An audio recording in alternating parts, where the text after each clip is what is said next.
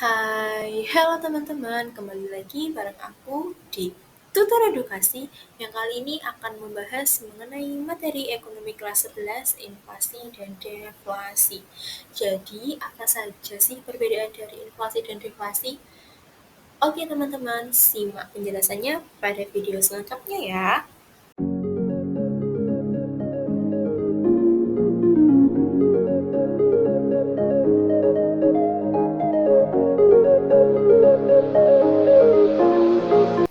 Oke teman-teman, kita bahas pertama dari pengertian inflasi dan deflasi itu sendiri. Ingat ya teman-teman, yang perlu digarisbawahi bahwa inflasi dan deflasi merupakan dua istilah ekonomi yang saling berkaitan.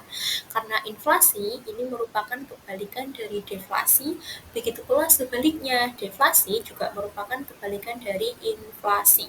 Kita mulai pembahasannya dari penjelasan pengertian dari inflasi.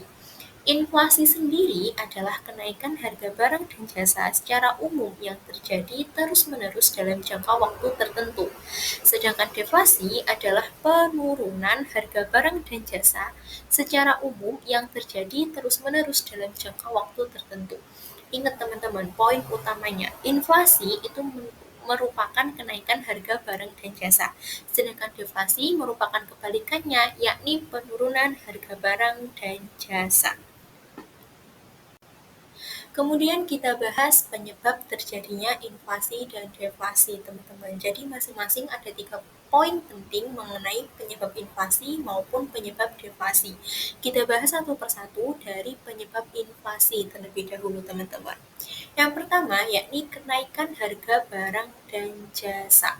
Jadi teman-teman, kenaikan harga barang dan jasa itu terjadi ketika permintaan barang dan jasa lebih tinggi dari kemampuan produksi suatu negara. Hal ini menyebabkan harga naik. Karena apa, teman-teman? Karena terbatasnya pasokan. Misalkan teman-teman, permintaan terhadap teh misalkan itu 10, sedangkan produksi tehnya cuma ada 5, otomatis permintaannya 10 barang, barangnya cuma ada 5, otomatis harga barang tersebut akan mengalami kenaikan. Ini adalah salah satu penyebab inflasi dari poin kenaikan harga barang dan jasa. Kemudian yang kedua, yakni kenaikan biaya produksi. Kenaikan biaya produksi ini, teman-teman, terjadi ketika biaya produksi naik. Misalnya apa, teman-teman? Misalkan harga bahan baku atau tenaga kerjanya mengalami kenaikan. Hal ini menyebabkan perusahaan akan menaikkan harga barang yang mereka jual. Sederhananya, misalkan teman-teman ada perusahaan penjual donat gitu teman-teman. Biaya produksi donat tersebut mengalami kenaikan, kentangnya mengalami kenaikan, tepungnya mengalami kenaikan, minyak yang digunakan untuk menggoreng mengalami kenaikan.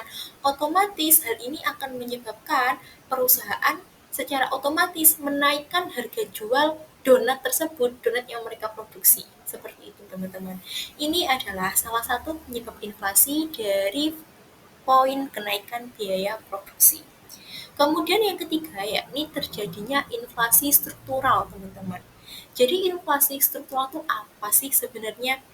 Inflasi struktural ini merupakan inflasi yang disebabkan oleh masalah-masalah mendalam dalam struktur ekonomi suatu negara, seperti terjadinya inefisiensi dalam produksi, distribusi, atau adanya hambatan kelembagaan. Contoh sederhananya teman-teman, terjadi ketika harga barang itu mengalami kenaikan. Harga bahan bakar minyak.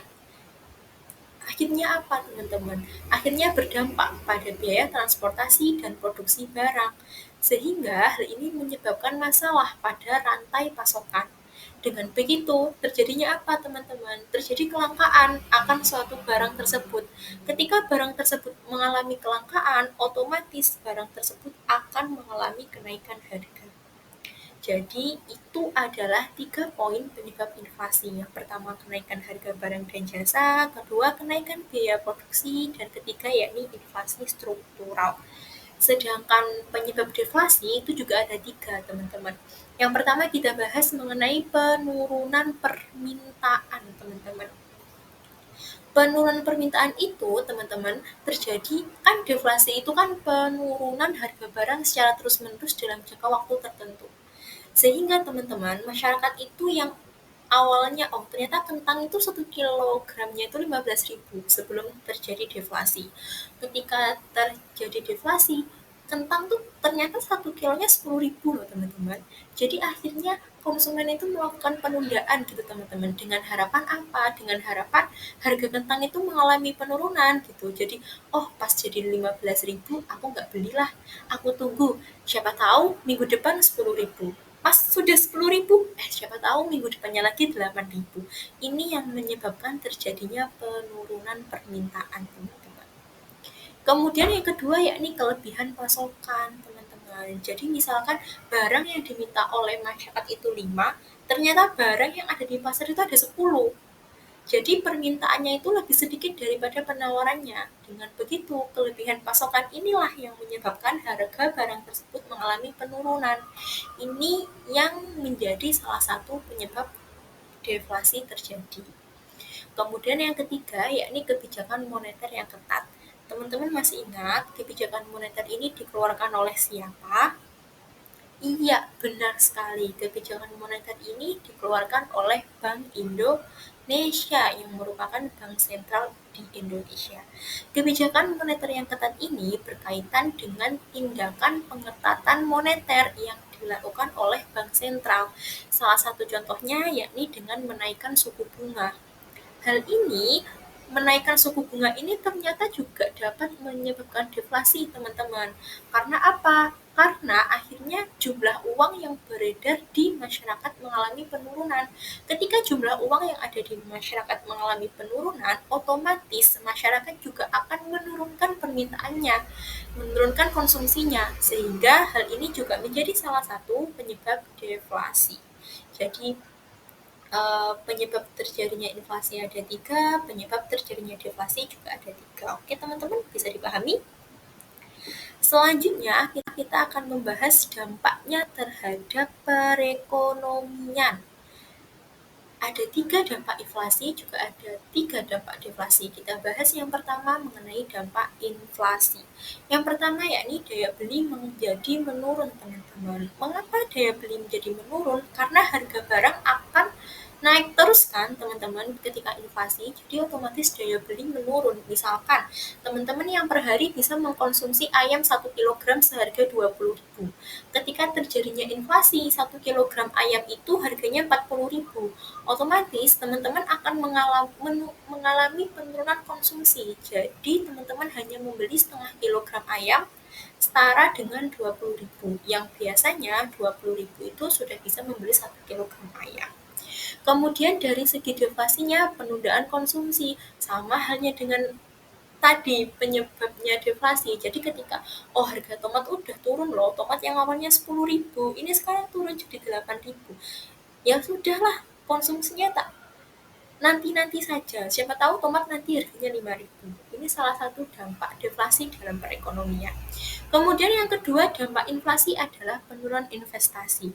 Teman-teman di sini kan perlu digarisbawahi ya, bahwa inflasi itu terjadi ketika harga barang-barang mengalami kenaikan. Otomatis investor itu juga akan berpikir, teman-teman, dalam melakukan investasi. Apakah ketika aku investasi di negara A, di sektor A, apakah nanti aku akan mengalami keuntungan atau tidak? Sehingga inflasi ini akan menyebabkan penurunan investasi. Sedangkan dari sisi deflasi ini akan menjadi penurunan produksi, teman-teman. Mengapa kok menjadi penurunan produksi? Karena deflasi ini kan cenderung mengurangi laba perusahaan, teman-teman, atau laba perusahaan itu mengalami penurunan. Sehingga apa? Ketika laba perusahaan itu mengalami penurunan, otomatis kan perusahaan itu menyesuaikan dengan kondisi yang terjadi. Akhirnya mereka mencoba untuk mengurangi biaya produksinya, baik dari biaya produksi bahan baku maupun dari biaya produksi dalam tanda kutip karyawan gitu teman-teman. Sehingga dengan apa? Dengan begitu akan menyebabkan biaya produksinya mengalami pemotongan dan akan terjadi pengurangan tenaga kerja. Otomatis ketika terjadi pengurangan tenaga kerja, ini akan menyebabkan pemutusan hubungan kerja, dan ini juga akan mengakibatkan permasalahan ekonomi yang lebih luas lagi teman-teman nantinya. Kemudian yang ketiga, teman-teman, dampak terjadinya inflasi, yakni menguntungkan debitur, teman-teman. Debitur itu kan istilah yang diberikan kepada orang yang mengutang, teman-teman. Jadi, ketika terjadinya inflasi, ini akan menguntungkan bagi mereka yang memiliki utang. Kenapa? Karena nilai nominal utang menjadi lebih rendah dibandingkan dengan nilai uang saat mereka meminjam. Ingat teman-teman, nilai nominalnya. Jadi misalkan teman-teman sebelum inflasi itu meminjam Rp10.000. Nah, sebelum inflasi Rp10.000 ini bisa untuk membeli 1 liter bensin Pertalite misalkan. Namun ketika terjadi inflasi, ternyata uang 10.000 ini sudah tidak cukup untuk membeli 1 liter Pertalite, cukupnya membeli setengah liter Pertalite. Hal ini akan menguntungkan debitur karena nilai nominal utang mereka akan menjadi lebih rendah. Seperti itu, teman-teman. Sedangkan dari sisi deflasi, dampak deflasi itu akan meningkatkan beban utang, teman-teman. Mengapa? Karena deflasi ini kan menyebabkan nilai uang meningkat. Ketika nilai uang meningkat, berarti nilai real utang menjadi lebih berat bagi mereka yang berutang. Ini adalah dampak deflasi, yakni meningkatkan beban utang. Oke teman-teman, dampak inflasi dan deflasi dalam perekonomian apakah sudah dapat dipahami? Oke, kita lanjut pembahasannya ke cara mengatasinya. Tadi sudah pengertian, penyebab, kemudian dampak, sekarang cara mengatasinya. Inflasi dan deflasi, cara mengatasinya itu hampir sama teman-teman, cuma dibalik. Kalau misalkan inflasi, cara mengatasinya adalah dengan cara untuk menaikkan suku bunga. Ketika suku bunga naik, ini bertujuan mengurangi jumlah uang yang beredar di masyarakat. Ketika suku bunga naik, jumlah uang yang beredar di masyarakat itu berkurang, otomatis akan menekan konsumen melakukan konsumsi. Dengan begitu diharapkan harga barang-barang itu dapat lebih stabil dan terkendali. Sedangkan kebalikannya teman-teman, kalau inflasi itu dengan menaikkan suku bunga, kalau deflasi dengan menurunkan suku bunga. Ketika suku bunga itu turun, teman-teman, diharapkan jumlah uang yang beredar di masyarakat akan mengalami peningkatan. Ketika jumlah uang yang beredar di masyarakat mengalami peningkatan, diharapkan dapat menstimulus atau mendorong konsumen untuk melakukan konsumsi. Dengan begitu, diharapkan perputaran uang akan menjadi lebih stabil sehingga harga-harga barang akan mengalami kenaikan secara bertahap. Itu teman-teman. Jadi ini adalah dua cara mengatasi inflasi dan deflasi dengan cara menaikkan dan menurunkan suku bunga. Ingat teman-teman, menaikkan atau menurunkan suku bunga ini merupakan kebijakan dari Bank Sentral di Indonesia ya, adalah Bank Indonesia. Oke teman-teman, tak terasa nih kita sudah berada di penghujung materi. Jadi kesimpulan pembelajaran pada hari ini, inflasi ini adalah kenaikan harga barang dan jasa secara umum dan terus-menerus. Sementara deflasi adalah penurunan harga barang dan jasa secara umum dan terus-menerus. Jadi jika inflasi dan deflasi ini merupakan dua fenomena ekonomi yang berkaitan dan juga berkebalikan. Dengan inflasi menunjukkan tren harga naik, sedangkan deflasi menunjukkan tren harga turun. Oke teman-teman, terima kasih yang sudah menonton video pembelajaran kali ini mengenai materi inflasi dan deflasi. Terima kasih yang sudah meluangkan waktunya untuk menonton video pembelajaran kali ini. Jika masih ada yang kurang jelas, teman-teman bisa tulis pertanyaan di kolom komentar. Atau jika teman-teman ingin ada materi yang untuk dibahas, teman-teman juga bisa drop out komentarnya di kolom komentar. Oke teman-teman, terima kasih atas perhatiannya. See you in the next video and bye-bye teman-teman.